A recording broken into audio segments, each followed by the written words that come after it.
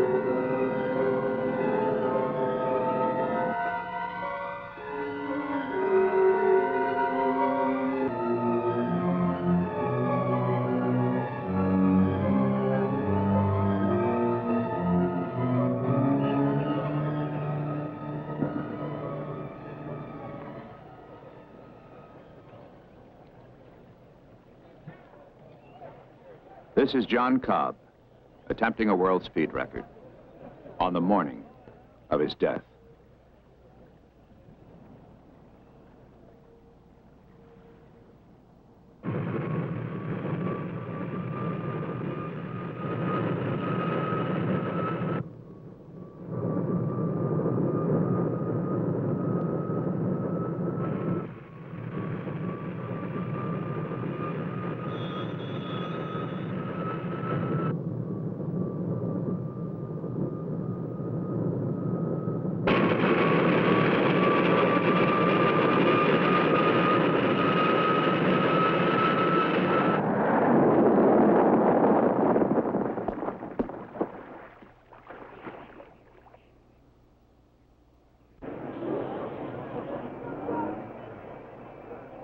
If Cobb knew the reason for the crash, it remains a mystery. And now the answer may be known only to the creatures living within the dark, cold silence of the loch. The town of Inverness on the northern end of the loch is part of the spiritual, as well as the geographic center of the Scottish Highlands. It is located in an area known as the Great Glen. And here, beneath the surface of these deceptively shining waters, is one of the greatest and most elusive mysteries of the world.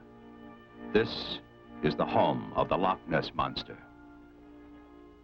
The loch is actually a narrow trench, 1.5 miles across its widest point and some 22 miles in length. During the Great Ice Age, these highlands were covered with a layer of ice estimated to have been 4,000 feet thick.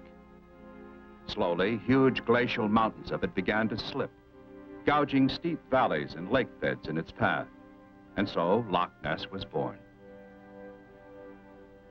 Urquhart Castle was destroyed by its own occupants during the 17th century to keep it from falling into enemy hands at the time of the Jacobite Rebellion. Far below its crumbling battlements and ghostly towers are the deep underwater caverns in which the monster is said to live. And records tell of prisoners in chains, listening to sounds coming from beneath the dungeon stones. Stories about these caverns are centuries old. At one time, it was thought they were extended underground passages to the open sea. And it was through these twisting corridors the monsters came. Eventually, they grew too large ever to return and remained to haunt the loch in its perpetual gloom. But somewhere in that gloom is the answer, and each dive is like a corridor leading into it. It's ironic that the first sightings of the Loch Ness Monster should have been made by a saint.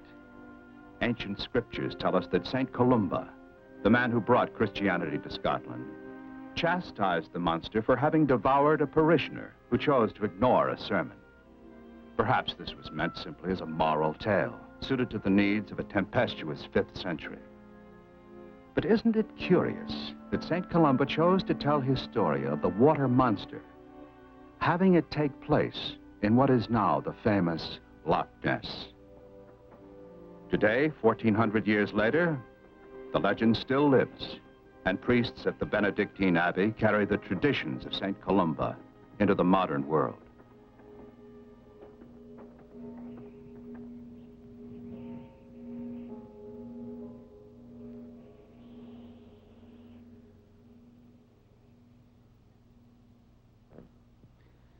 Well, a few of the monks have seen it. I had the boys investigating this a year or two ago, and we found that about 1/3 of the monks said they had seen it, and about 1/3 of the villagers.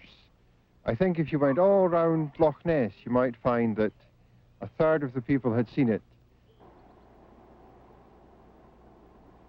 Most of the sightings of the monster have occurred along this road.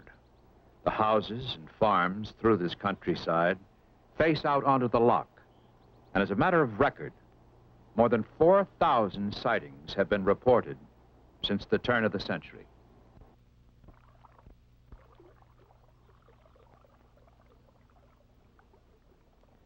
Alexander Campbell, a retired fish and game warden, has over 50 years' experience of living and working on the loch. Yes, indeed. I saw it 18 times. first year was 1934, and that was my best sighting because I saw a head, neck, huge hump, which I estimated 30 feet long. In a way characteristic of a man whose work consists of assembling fact, Police Commissioner John Cameron speaks of his own experience. But the impression I got was the huge size of it. Now, I had been in most parts of the world, in the Indian Ocean, Pacific Ocean, flown over quite an area of sea. I'm quite familiar with sharks, whales, and I've been a fisherman since I was 8. And I never saw anything in the water like it. The first known photographs of the Loch Ness Monster were taken in the fall of 1933 by Dr. James Lee. The creature was seen swimming through the water with its head erect, displaying 3 distinct humps on its back.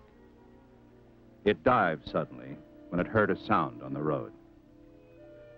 What followed was an epidemic of journalists, cameramen, amateur scientists crowding the shores of the loch.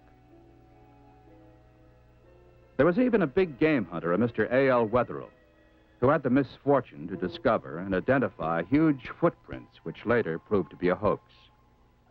He had neglected to notice that the 2 prints he found were of the same left foot. Some people simply made their own monster. Whenever man discovers anything new, there's always been something in him that makes him want to put it into a box and take it home. The monster was no exception. Overnight, there were schemes to capture it and put it on tour with a troupe of circus acrobats and dancing girls in some sort of monster follies. By year's end, the carnival atmosphere had begun to dissipate, leaving a small core of dedicated minds. They came from the universities, the geographic societies, the camera clubs, and ladies' auxiliaries, all hoping to spot the legend. Then, in the spring of 1934, were taken the most astonishing photographs of the Loch Ness Monster the world had ever seen. News was flashed across Europe and around the globe. Here was unquestionable evidence. Summer brought the first major organized investigation. During this investigation, many special photographic techniques were developed because of the extreme weather conditions on the loch.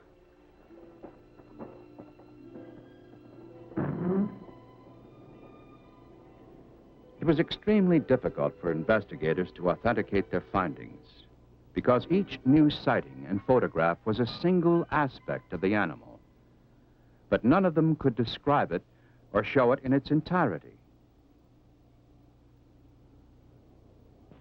You know, we're not spending all this time and money trying to prove that there's a large unidentified species in Loch Ness. We know that. We've seen it, and we know it's here. What we are trying to do now is identify the species.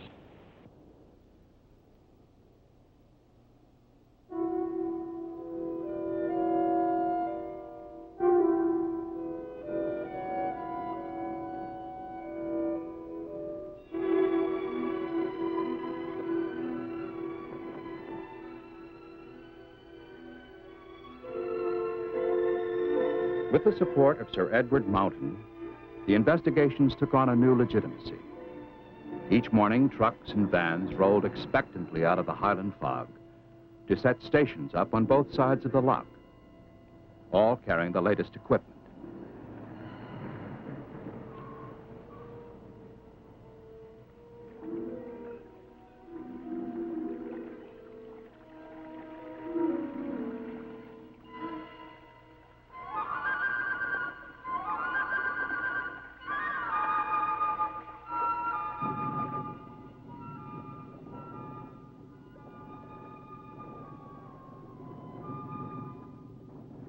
I think the evidence myself, and I've been interested in this for 30 years, is so conclusive that it does exist, and so many people have seen it, that I would prefer to put it the other way round, and say that once your eyes have given you evidence of a large creature, You must then go and look for what it eats and try and study its habitat.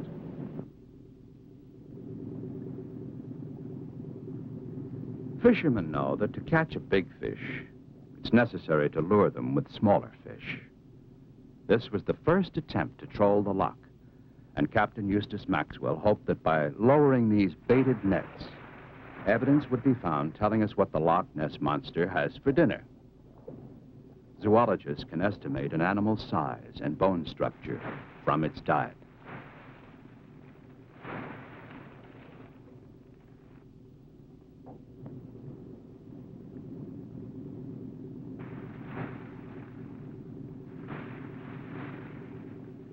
Because of the many reputable sightings, it was decided that there was more than one monster. Perhaps a whole family of them. And if so, then it might be possible to recover skeletal remains. But drawing in the nets, this hope was soon lost. It would seem the loch never gives up its dead.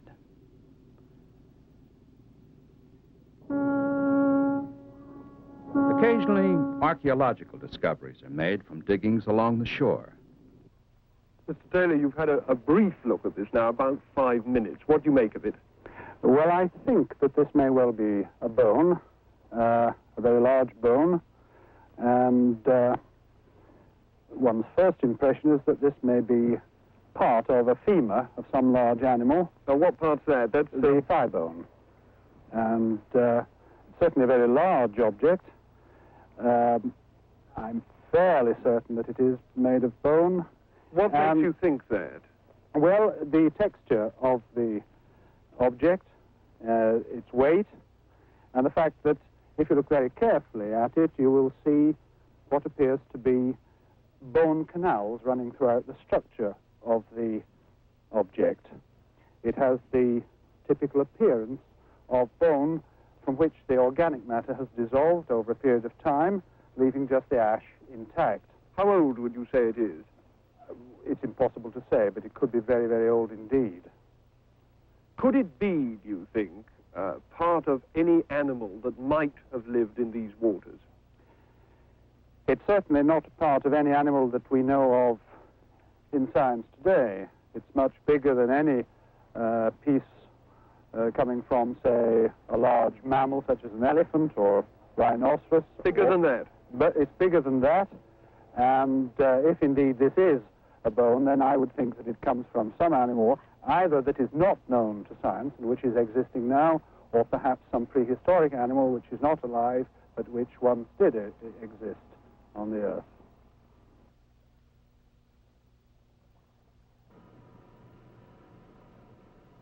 Although the shark is normally considered to be a marine animal, one that lives exclusively in salt water, there is at least one major exception, a South American lake shark that has completely adapted itself to fresh water.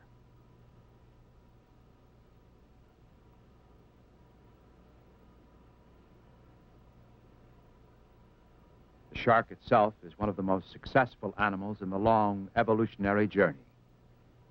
It has survived intact from its beginnings nearly 300 million years ago.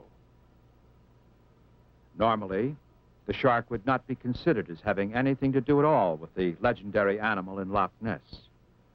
But because of its apparent ability to adapt itself to fresh water, and the fact that there is a type of shark known as a bull shark, which very closely resembles an eel with its long tapered body and small head, scientists are reluctant to dismiss it entirely.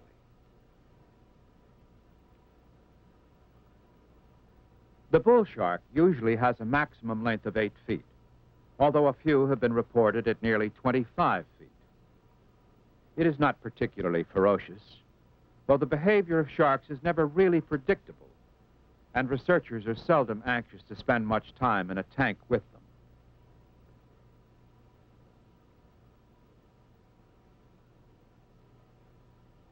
But it is the scientist's job to be absolute in his judgment as possible. And so the shark must be considered a candidate until positively proven otherwise.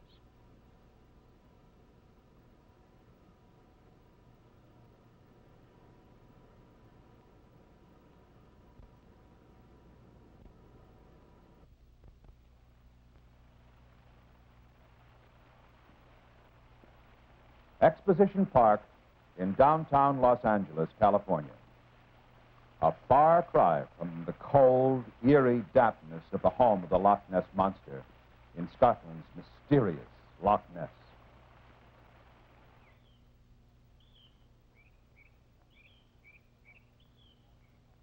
Nestled between the famous Los Angeles Memorial Coliseum and the University of Southern California is the Los Angeles Museum of Natural History. Home base for Dr. Robert Lavenberg, curator of the museum's huge ichthyology department. His extensive studies of sea creatures have taken him to the most remote parts of the world. Dr. Lavenberg, in your personal opinion, is it at all possible that some kind of sea life could be what we have come to know as the Loch Ness Monster? The possibility that life exists in the deep ocean that is not yet discovered is very possible. We don't have the gear or the facilities right now to look into all of the ocean to determine what lives there. The Loch Ness is just a small sea or a body of water that's been locked off, and if we could drain it, we could see what was there. So that our abilities to look into that body of water and say, yes, something occurs, or no, something does not occur, are really limited. So the possibility is that something could be there, we haven't found it yet, or it's all been a figment of our imagination. Doctor, assuming that there is a living creature residing in the deep waters of Loch Ness, what would you say it could be? That's a good question. I'm not really sure what could be there. There are some candidates.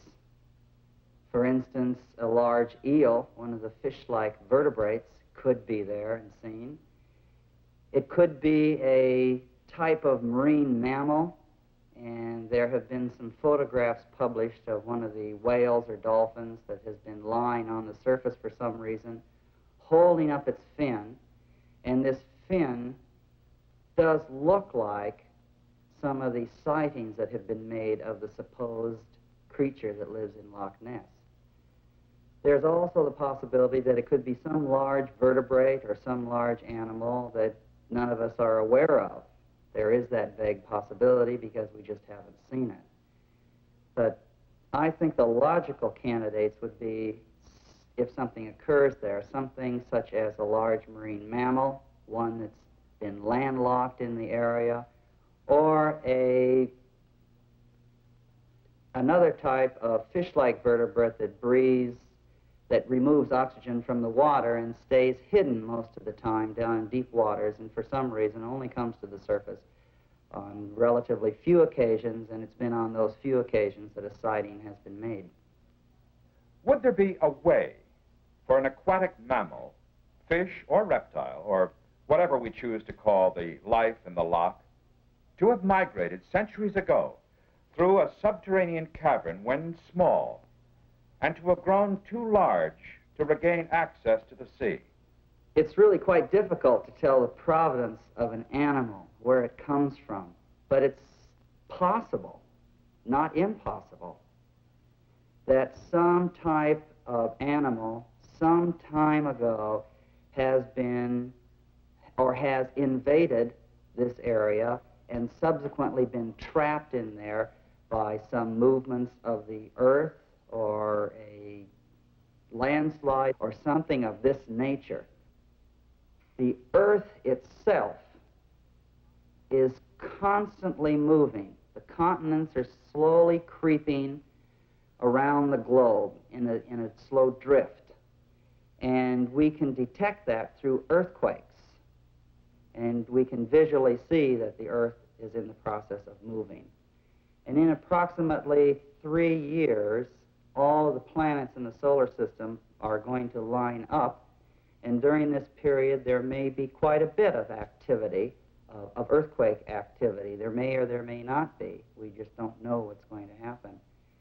And these earthquakes could result in shifting land masses, and they could result in the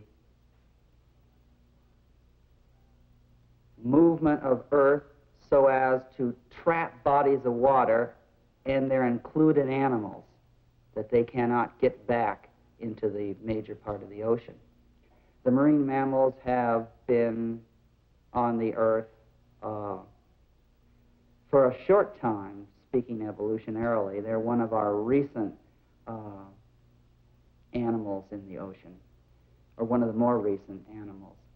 So they differ from something like the coelacanth, which has a long fossil history and has been here for millions of years.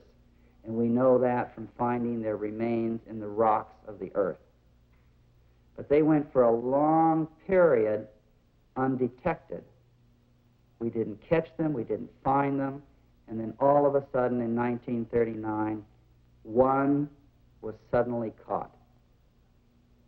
Now, whether or not we can take something like this, the coelacanth, as a living fossil, and relate this in some way to Loch Ness, I don't know. This is an entirely different problem. The Loch Ness differs in that there have been sightings. There have been people that say there is something there. The coelacanth was a different story. It was preserved in the rocks. We knew it existed. We knew it probably had become entirely fossil. But all of a sudden, it was found. So we had no hunches, no thoughts about it. It just turned up all of a sudden. And so that made us really, wow, here's something that just occurred, you know, that we thought was fossil a long time. So it made quite an important discovery to look at it, to see how its internal structures looked, how it was put together, because we didn't have this information. We had only the remains in rocks. Again, going back to Loch Ness, it's all word of mouth. It's all something people tell us. They all see something, but is it real? What is it? And we have no basis to go back and say, aha, it was a fossil. There is some record in the fossil, or there is a record of skeletal remains in the fossil record. We don't have that.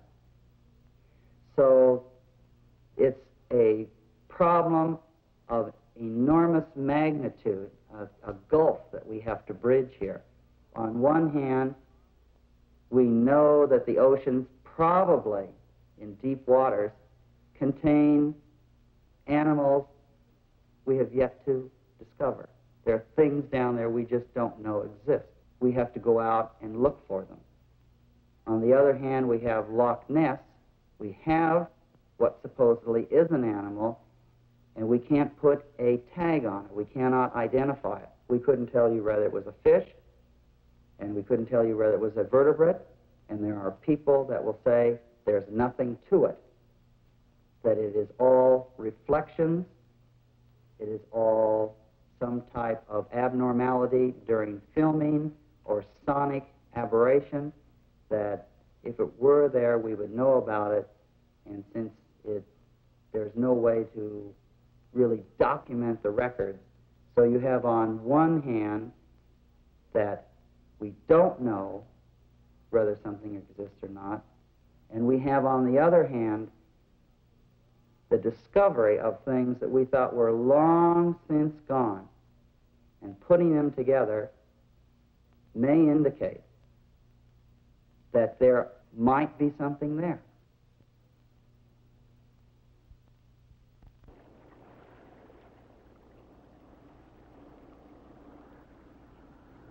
Sightings are rare, and anything out of the ordinary is cause for great excitement. Wonder! Something black there. Oh, where? By that White House, to the right of the White House. Black thing moving. Can you get it? No? Yes, it is. This. Yes, I can't. wait. To the right. You see, it's still there. It's still there. It's moving to the left. Wait, Oh, have you got it? Have you got it? Yes. Yes. Well, shoot.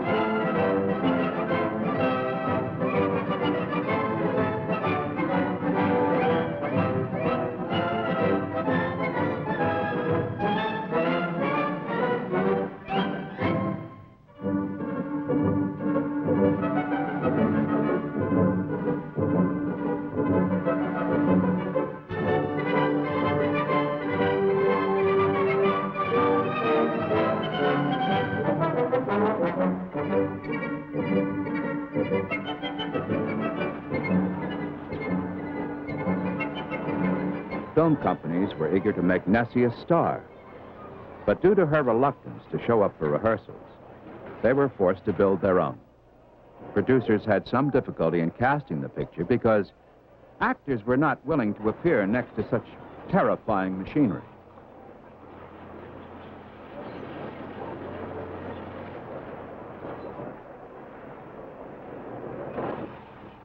A local Boy Scout troop from the town of Inverness began an expedition of their own. Special merit badges were created for the event. Promoters were quick to ride the new wave of public interest, and there was a rush to get many company names associated with the events on the loch. Some companies even sponsored their own expeditions.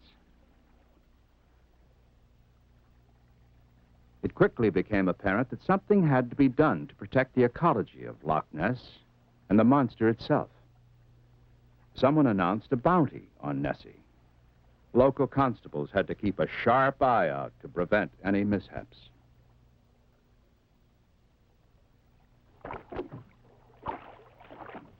This is Tim Dinsdale, an English aeronautical engineer. The time is 1960. In Europe, the war had passed, leaving the monster in several years of relatively peaceful anonymity. Peaceful, that is, until a certain morning in April, when Mr. Dinsdale took pictures of it with a motion picture camera.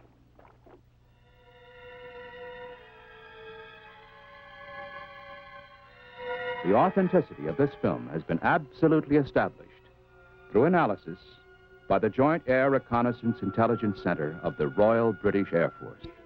In addition, the footage was screened through a computer enhancement process developed by the United States Space Program, especially for use on the Moon and Mars expeditions.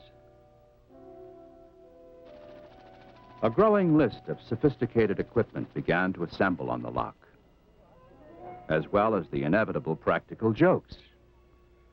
The body of a sea cow was smuggled in and planted along the shore.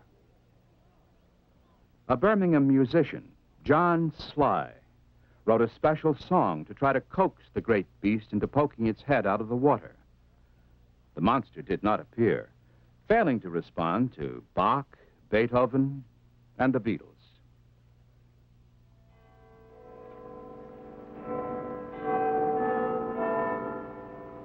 It was obvious that a major new expedition ought to have official government sanction, and that the issue should be brought before the members of the House of Parliament. Such a move would then lend an air of reliability to the project. Norman Collins, a top British corporation executive, urged members of the business and scientific communities to join with him in soliciting financial and technical aid. It was necessary to abolish, once and for all, the image of the monster as a fantasy in a drunken fisherman's dream. At this time, a controversial storm shook the British Museum of Natural History. A feud developed among the museum's officers when a member with an international reputation was dismissed from his post because of his interest and support of the Loch Ness research teams. I find it very hard to believe that it is an animal in the organic sense. And if not a beast, what then? And these occur all over the world. These juxtaposition between the great serpent and the sort of flying object. And the same occurred in China. It occurs in places like in Ireland. And the carvings are there, these sort of humps, and this flying object in front of them. The last bear in the Highland forest was shot sometime during the 1880s. Before then, they had been plentiful in the uplands, roaming freely through the woods, playing and fishing in the streams and along the shores of the many lochs.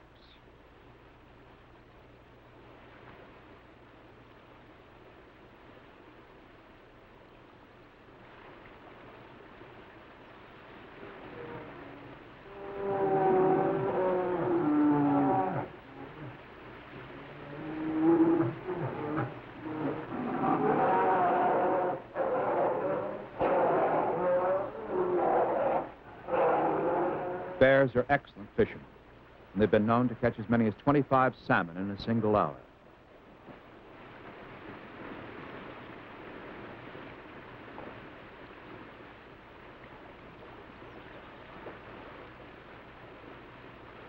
Investigators on Loch Ness have long asked the question, how is it possible for the monster to withstand the extreme temperatures at the bottom of the loch, where it apparently stays for most of the cold months?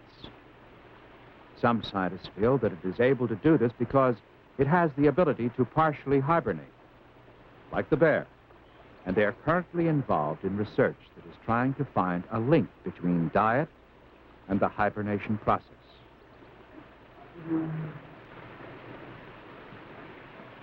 They know that Loch Ness is full of salmon, which comes down from the mountain streams and rivers, and that there are several kinds of trout.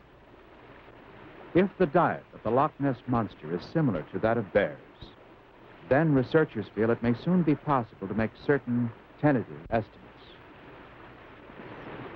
Through the magic of research, the investigators at Loch Ness will solve more than a single mystery. These bears, though they've been gone from Scotland nearly 100 years, may help show the way.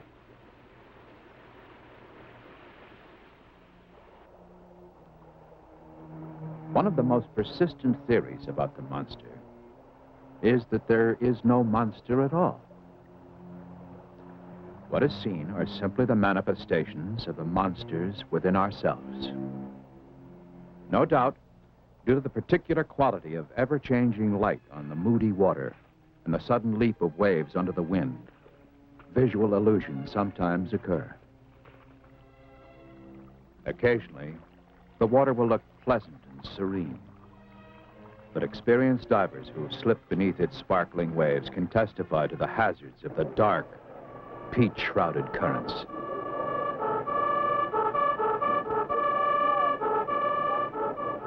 Underwater, there is enormous pressure on a man's body, and it limits the depths to which he can dive. For the Loch Ness Investigation Bureau, the submarine was an obvious next step.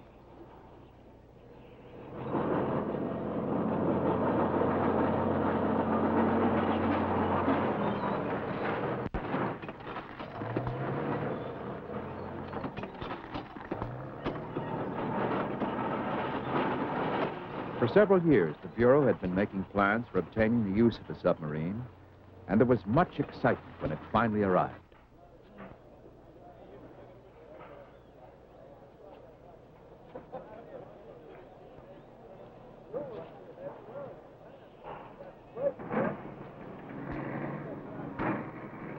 Strangely enough, the actual depth of the loch is mysteriously unknown. For years, it was thought to be roughly 700 feet deep. But a submarine using a depth-sounding device recently took a reading of 975 feet, suggesting the possibility of great holes in the floor of the loch. Previous dives had brought back reports of caverns, like huge cathedrals, near the castle.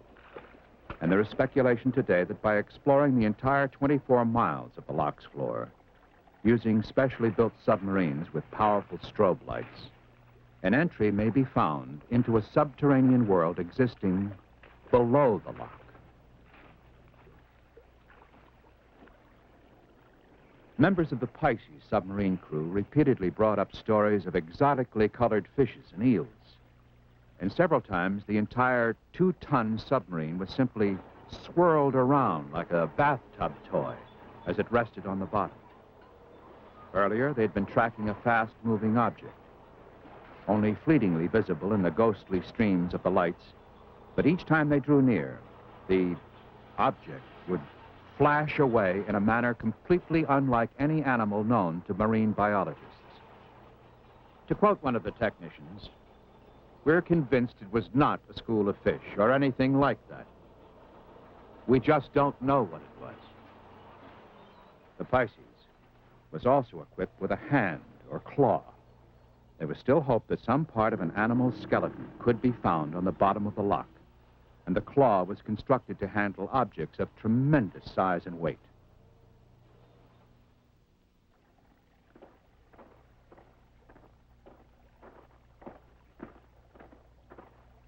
Robert Love, an American electronics expert, personally undertook the responsibility of designing a sonar plan to work with the Loch Ness investigation team. Since the war, techniques were invented for detecting and tracking enemy submarines and floating underwater mines. Many of these same techniques were employed to hunt the monster. Sonar had a new target.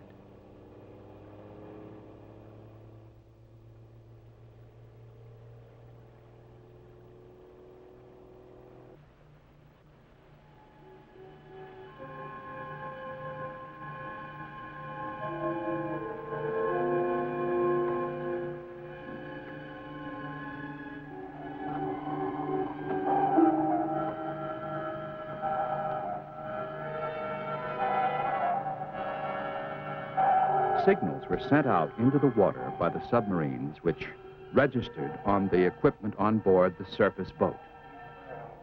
These signals were then translated into a kind of silhouette. In this way, it was possible to tell how big the object was and how fast it was going. Much the same way a bat squeaks, then listens for the echo to find its way in the dark.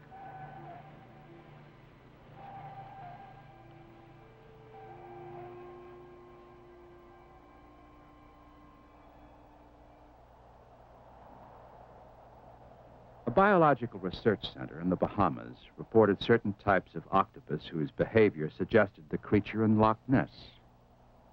An investigation team was sent to capture one of these types for study. There is enough evidence for biologists to state that octopus exist that are so huge, two of them, side by side, would cover an entire football field.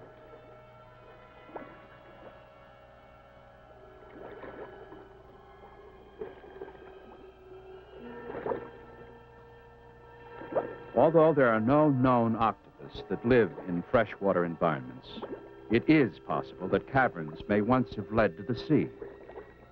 The creatures then may have been driven into the caverns by predators and eventually found their way to the loch. If any survived, they might slowly have adapted to the brackish water of the loch and begun a new life, safe from all natural enemies.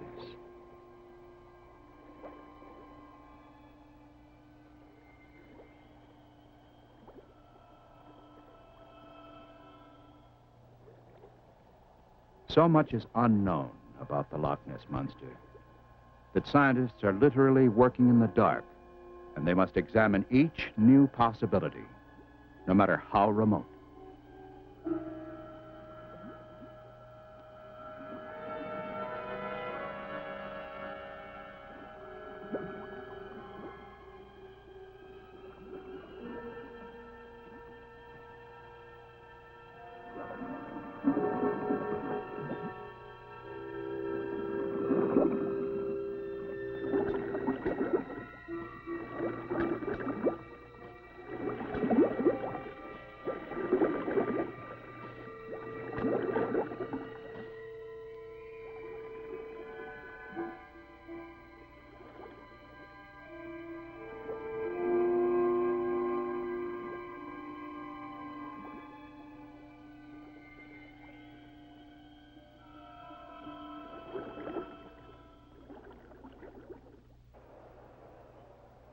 Unlike the abominable snowman of the Himalayas and the notorious Bigfoot of the Pacific Northwest, the Loch Ness Monster has become an institution and is always a major part of not only local celebrations, but festivals throughout the British Isles.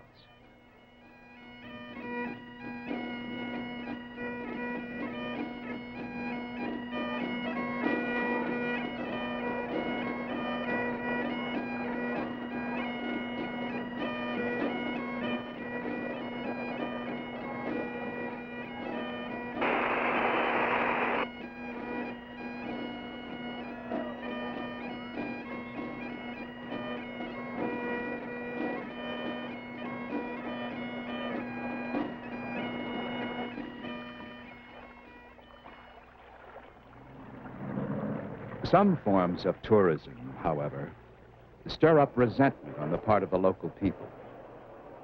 As controversial as the legend may be, it is still part of Highland heritage.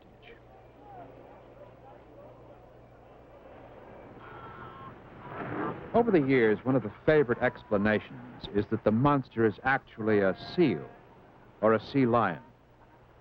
Sea lions make tremendous bursts of speed, possibly accounting for the long wakes that suddenly appear in the water.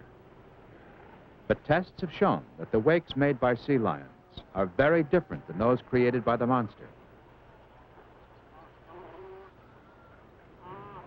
The sea lion might account for some of the evidence. But again, the reason this is completely unlikely is because sea lions always give birth on ice floes or on land. An occasional live water birth might occur, but survival would be very rare. If the Loch Ness Monster were some kind of seal, then there would never have been a mystery in the first place, because sightings on land would be frequent and common.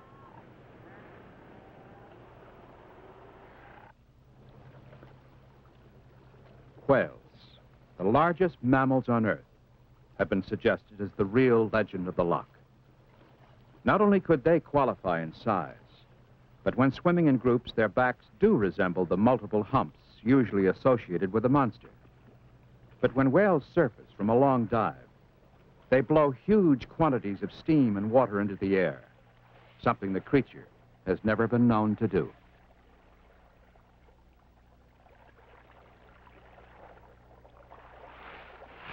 The modern world does not believe in dragons and sea serpents, and so we laugh at them. Or does the answer take us back 250 million years?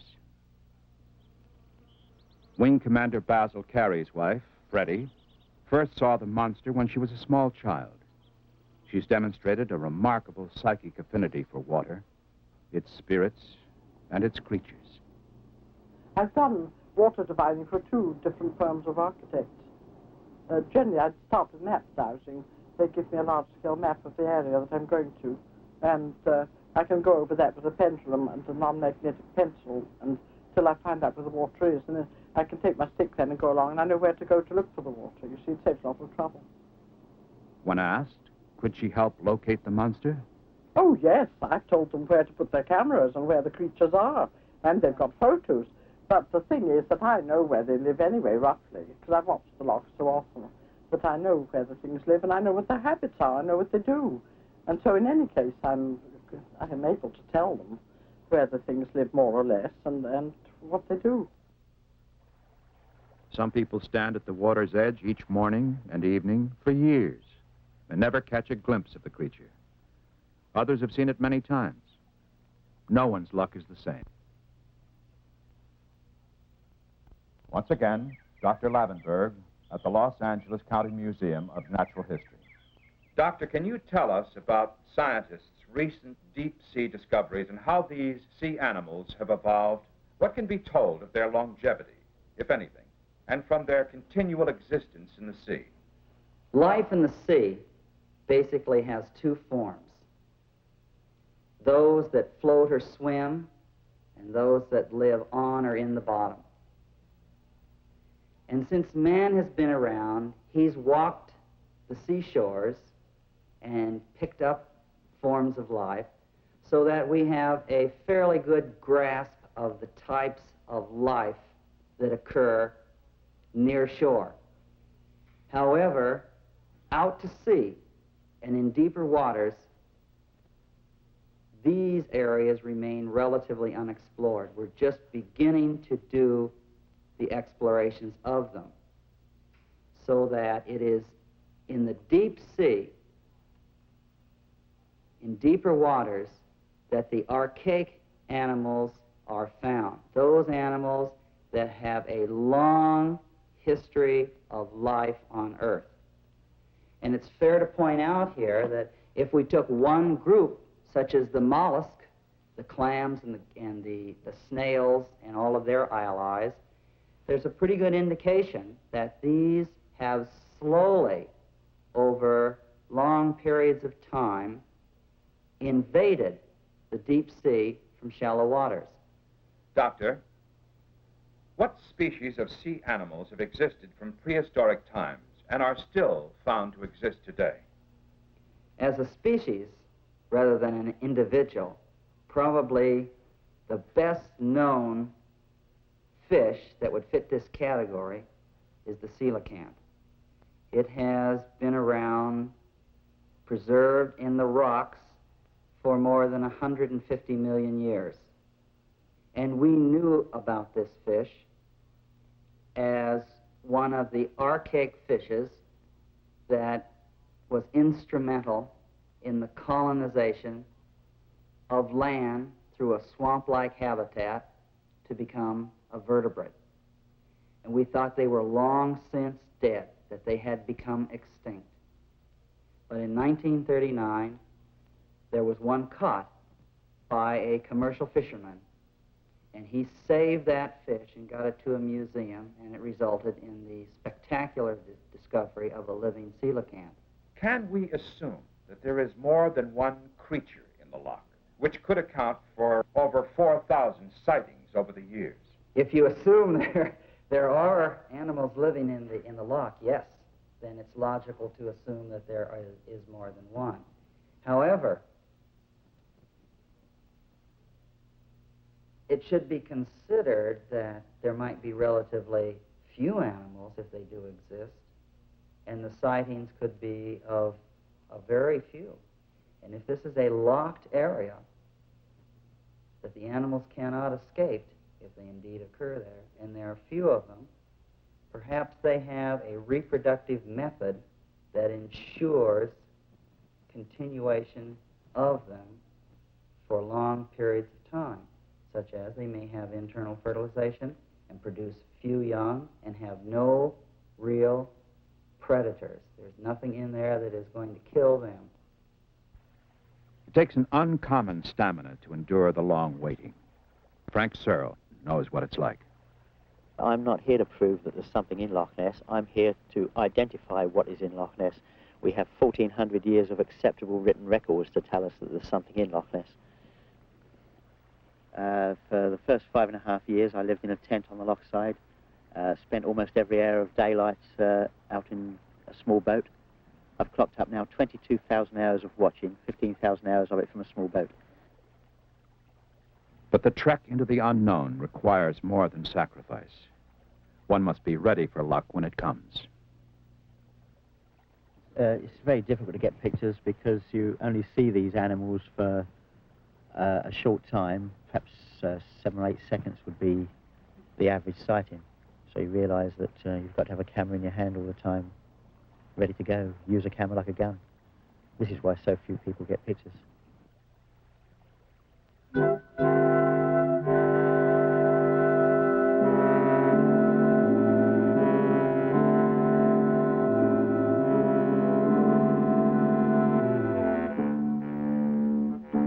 None of these photographs have been retouched. The original negatives have been examined by the finest scientific laboratories in Europe and the United States. You are seeing only what is here, just as Frank Searle saw it through the camera lens. A few see in the monster a more pervasive evil. This is Dr. Ormond, an eminent clergyman and renowned exorcist. I adjure thee, thou ancient serpent, by the judge of quick and dead, by him who made thee in the world, that thou cloak thyself no more in manifestations of prehistoric demons. The words ring like an echo from St. Columba's day. Begone, thou hideous demon, unto thine appointed place, and return no more to plague the servants of Almighty God. And with the courage of Shakespeare's ancient kings, the minister defies the wind and who knows what unearthly creation. Another mystery of Loch Ness, the infamous Boleskine House.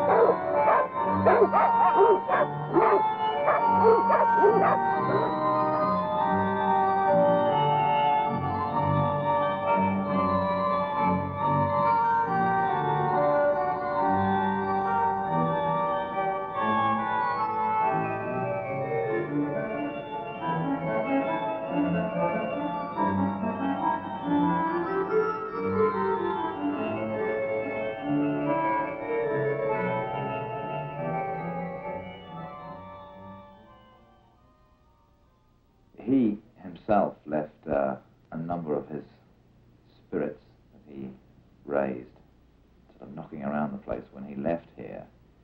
I think most of those are sort of finally pushed off now.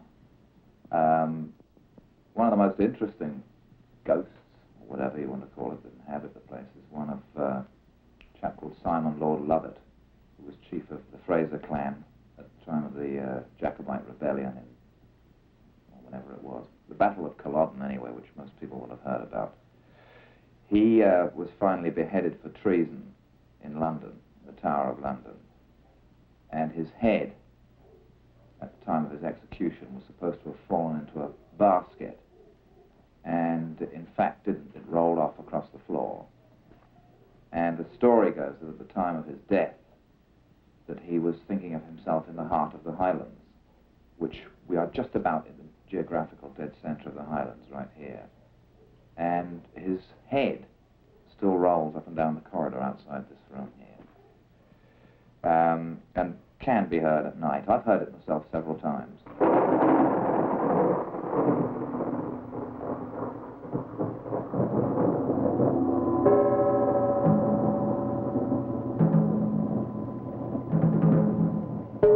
Aleister Crowley, by his own preference, liked to be called the Great Beast. Looking out over the grounds of Boleskine House, past the graveyard, one cannot help but wonder if he saw himself as a kind of alter ego to that great beast under the black water. In his strange life, might he not have communed with the monster itself, as he claimed to do so often with the raised souls of the dead hovering over the silent stones of the ancient crypts?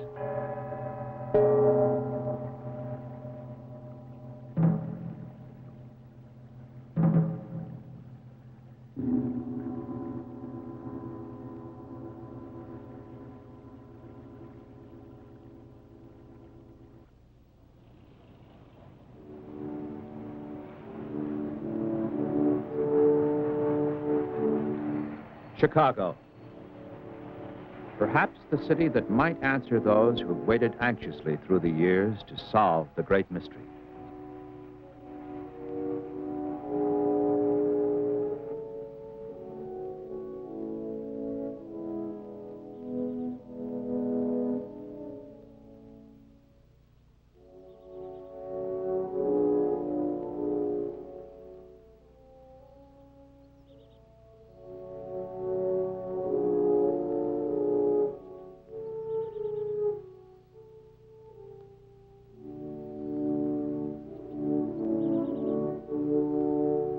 The atomic age began here, at the university, creating a terrible light more brilliant than 1,000 suns. But it brought with it more than the technology of destruction. It brought the power to heal, and an even greater gift, the ability of man to probe the darkness among the stars and the secrets beneath the deep oceans.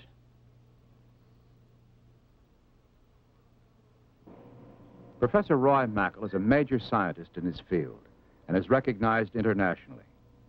For over 20 years, he's conducted research at the Biology Center at the University of Chicago.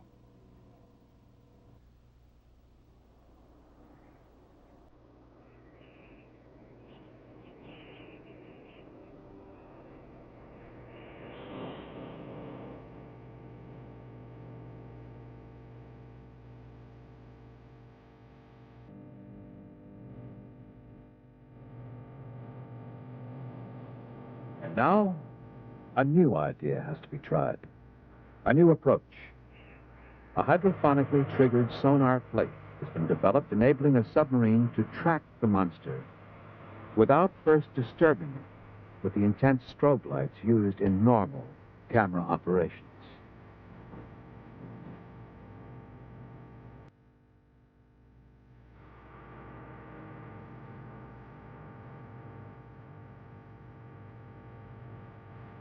A pre-expedition trial was to be conducted at an undisclosed location, and a new factor had entered the scene: time. In order for the experiment to work, it was necessary to begin before bad weather hit the loch. Winter was coming to the Highlands.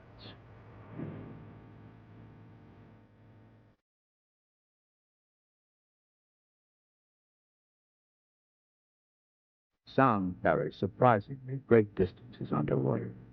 To avoid startling the monster with noise, a series of visual signals was devised with a small electronic float placed over the area of operations. In coordination with the divers, technicians scouted instrument locations on land, stringing more than 2.5 miles of cable and generator wire.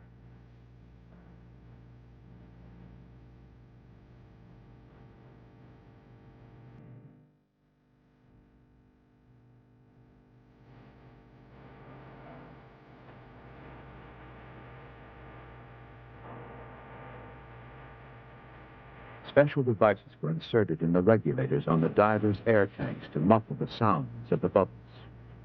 Total silence was the key to this operation. The monster had been known to dive suddenly at the slightest noise.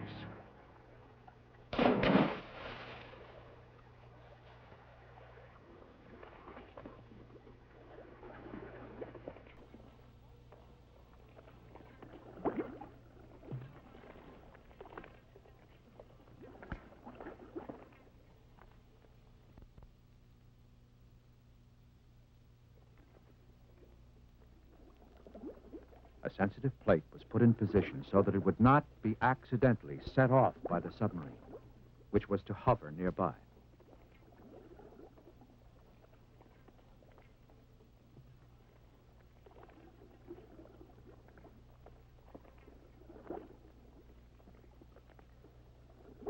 It had taken more than 2 years to develop an electric motor capable of operating the submarine quietly enough for this experiment.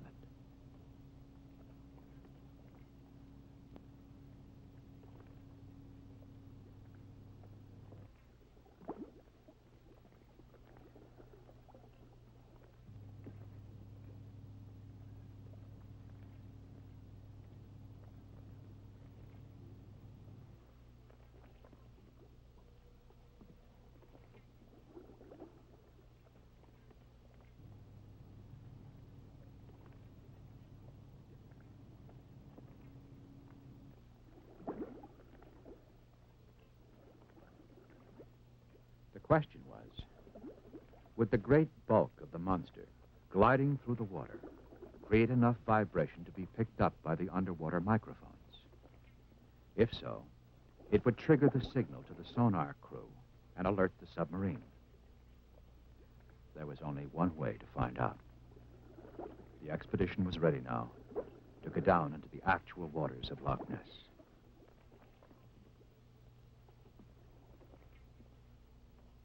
What kind of an animal will they find? Will it be some new creature, one that man has never seen? Or will it be something that has managed to evolve unchanged since the dawn of history, a creature from the dinosaur age that time forgot?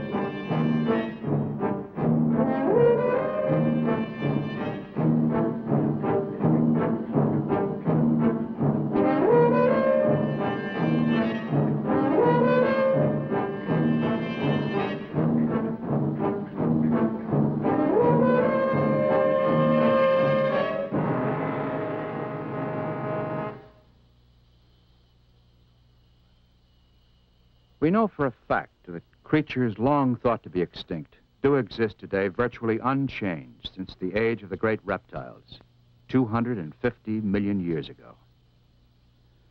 Beginning life from an egg no larger than that of an English sparrow, the monitor lizard of the Indonesian islands grows to an average length of 10 feet. They weigh upwards of 200 pounds, easily overpowering their prey, which consists of anything from small rodents to wild pigs and sheep.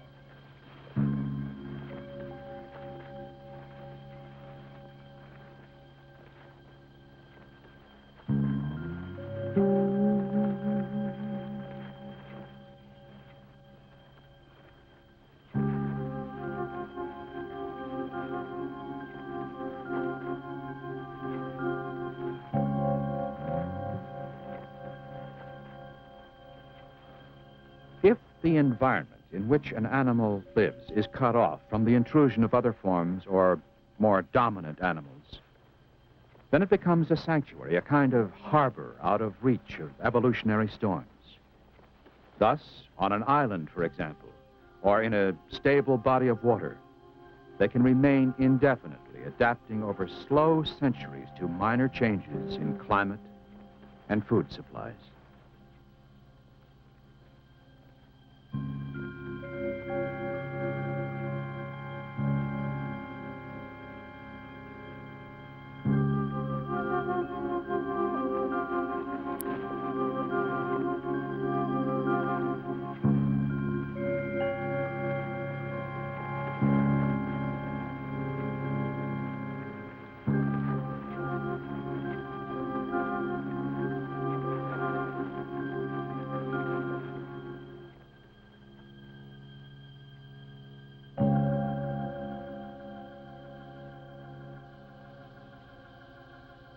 Distracted from its afternoon search for food, the lizard is wary when it detects the scent of man and lumbers off into the island brush.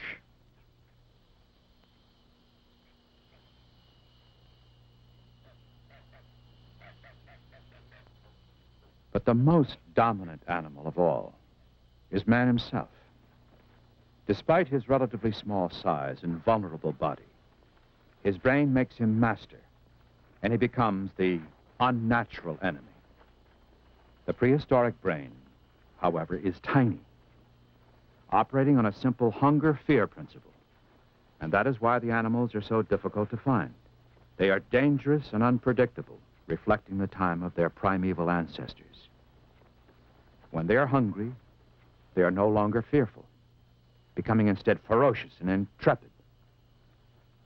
Hours spent stalking through the hot island sun can be rewarded with nothing at all, or the sudden rush of a hissing 200-pound reptile capable of encircling a grown man's waist with his powerful jaws.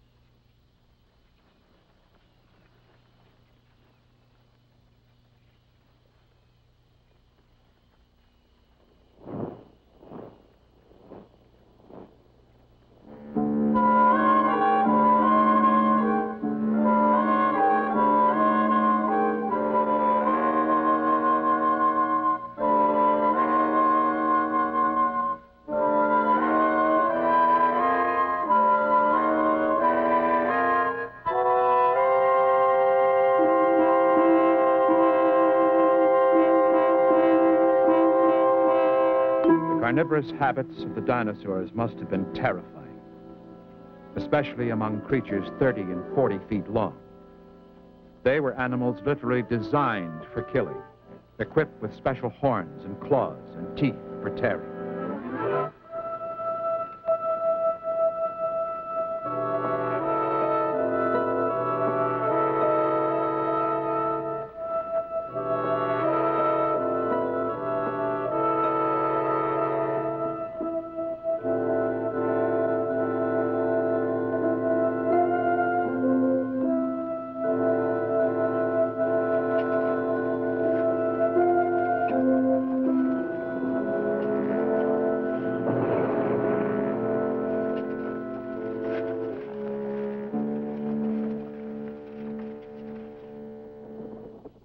Even the sky had its own unique terror.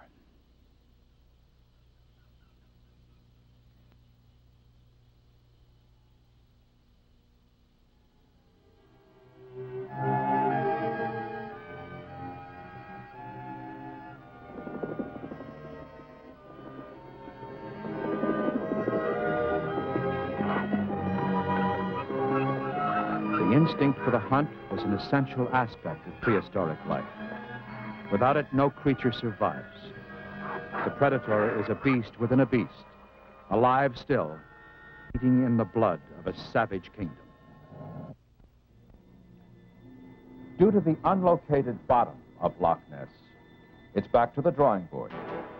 A means must be devised to get scientists down to the depths, as yet unfathomable, to the modern undersea craft, a method for him to live deep beneath the surface for extended periods of study.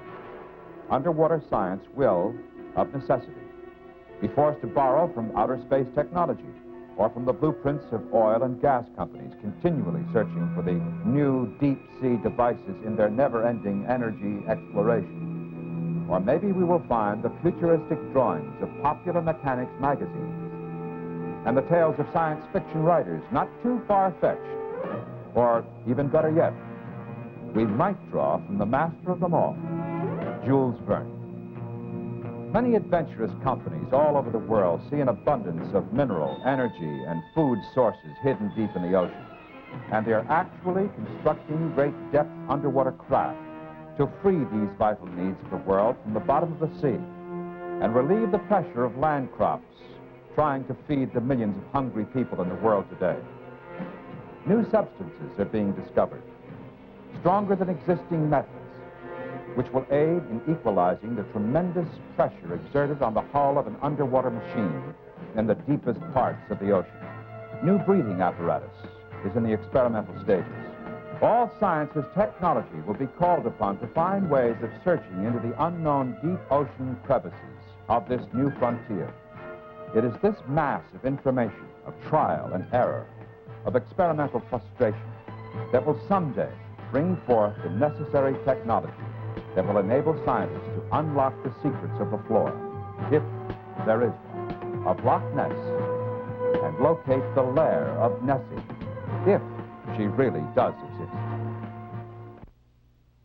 Dr. Lavenberg continues his discussion of the evolution of sea animals to terrestrial beings.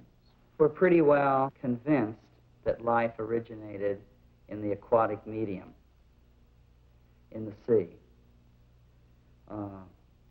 Through the millions of years, the Earth has been, or the terrestrial parts of Earth, have been leached, and the salts and materials have drained off in the ocean. So when life originated, it probably was fresher water than that occurs today. Less salts were in it.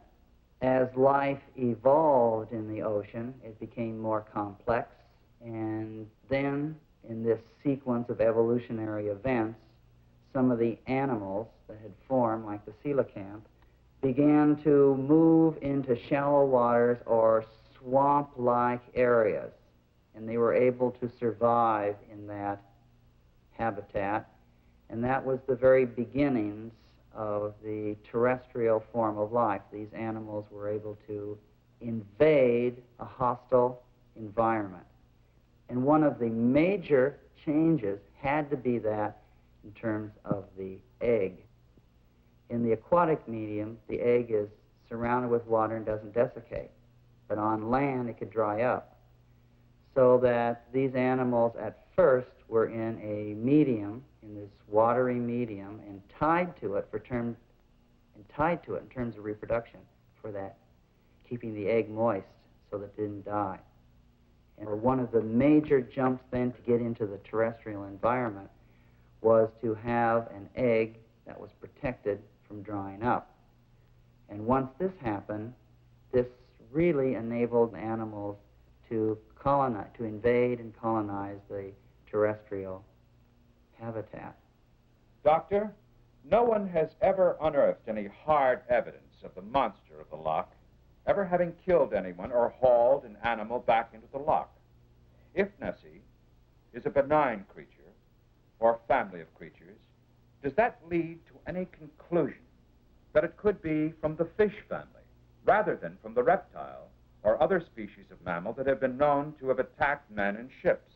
I would not be willing to put it in any category on the basis that there hasn't been any aggressive behavior on the part of this animal or this image that has been seen in this area.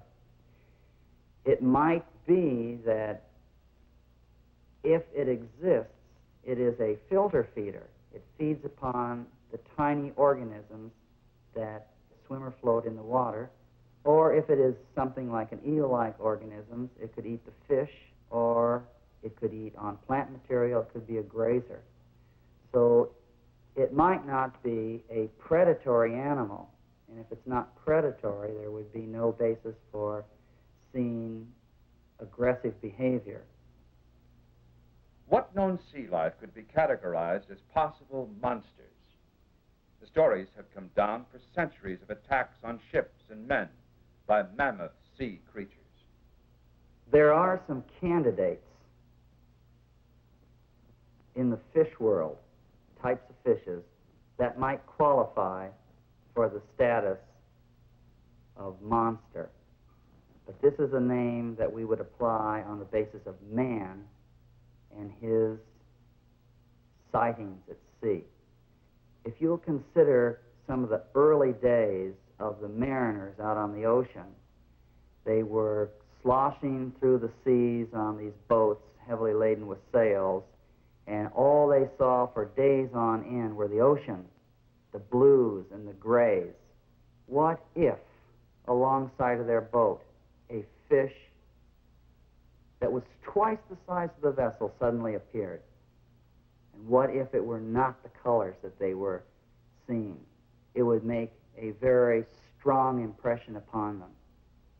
And there are such fishes. There are fishes that we call the ribbon fishes, and one of these is the oarfish. They are reported to reach lengths of 35 feet.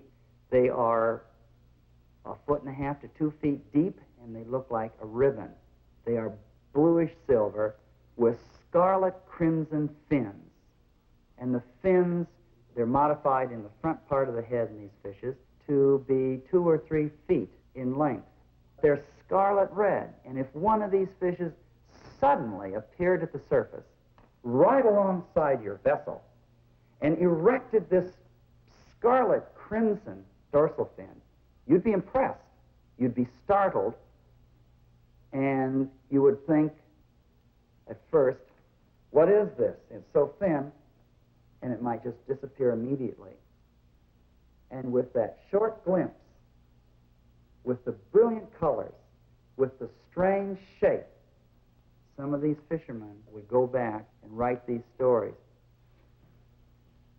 And they would turn to the ship, and they would probably be afraid. And if you can imagine then, if there were relatively few people that saw it, and they embellished upon the story for whatever reason, then the myth that there is some large, unidentified animal in the sea grows. And the larger it is, probably the faster it grows. And always is equated that it is going to harm man, or it's there to do some harm, and this helps build the image that they were afraid and it thrashed at the boat or something of this nature. Therefore, these fishes, the ribbon fishes, are really logical candidates to serve as the fishes that are depicted in some of our early books and literature on sea monsters. And maybe Loch Ness is a mirror looking back over the shoulder of time.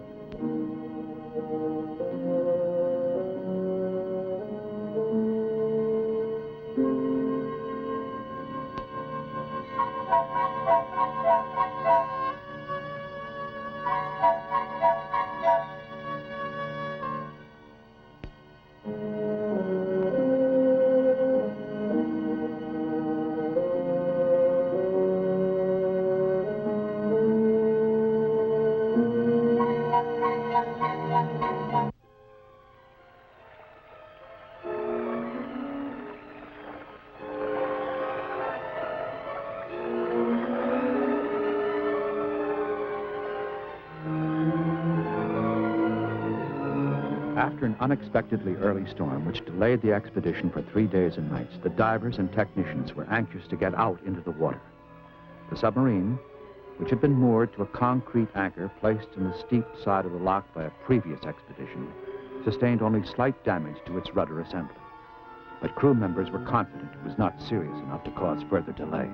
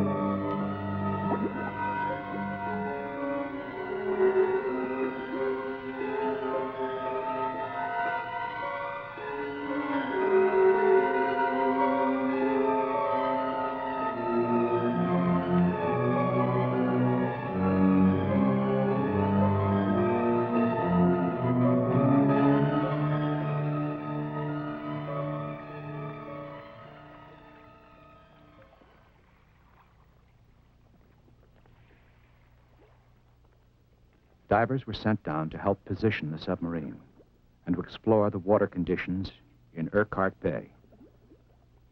This bay had a history of being a favorite spot, and the monster had been seen here many times.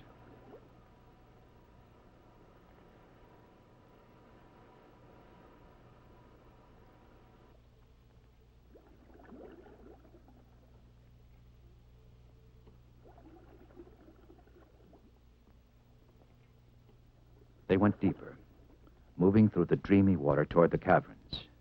Seconds ticked slowly by. The big question on everyone's mind was, had the storm made the monster restless?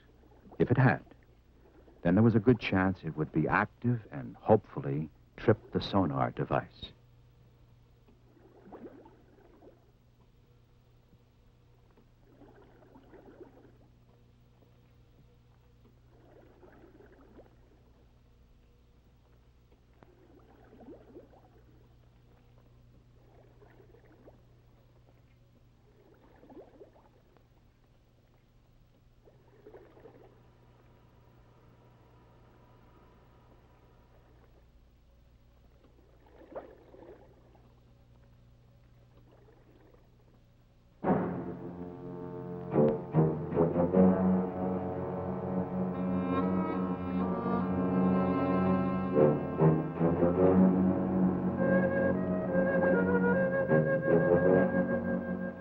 Peering into the cavern entrances, divers strained for a sign of movement.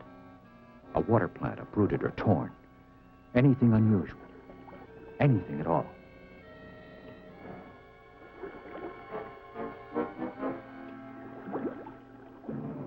Suddenly, a shore technician picked up a short, rasping sound coming from one of the underwater microphones. It came again. Louder this time. Guided by sonar from above, the submarine slipped through the water toward the target.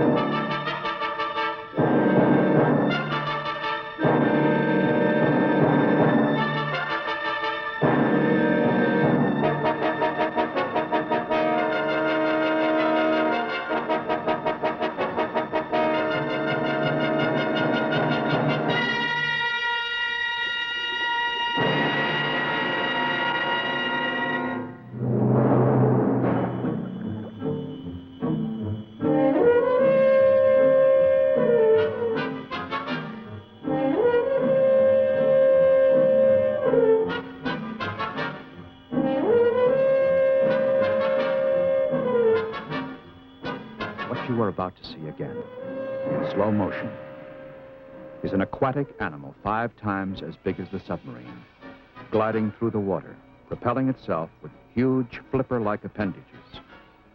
This is the first known motion picture film of its kind.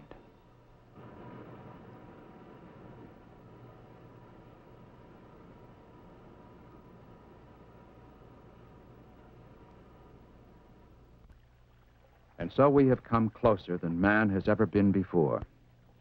There is every reason to expect that the answer is very near.